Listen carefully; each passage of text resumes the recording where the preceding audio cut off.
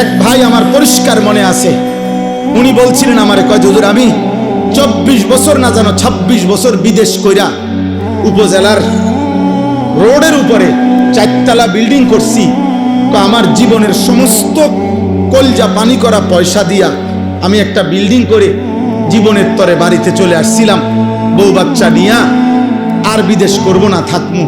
কয় হুজুর বাজারে আইসা দেখছি জীবনে চলার পথে হাঁটতেছি, বাজারে হাঁটি আর মানসে আমার বেডির নামে আমারে কয় সিনায়, কয় ওই তাইর জামাই। তখন আমি বুঝছি যে হায় আমার বিবি এত বেশি পরিমাণ বাজারে আইসে গেছে যে বাজারে রিক্সাওয়ালা, অটোওয়ালা, সিএনজিওয়ালা, রাস্তার মানুষ, বাজারের দোকানদার, ফলওয়ালা, তরকারিওয়ালা, ধন্যপাতাওয়ালা, ফাঙ্গাসওয়ালা, প্রত্যেকেই আমার বউরেছে। এটা ইজ্জত? কথা বলে না। এটা সম্মান? এটা কোনো নারীর সম্মান? এটা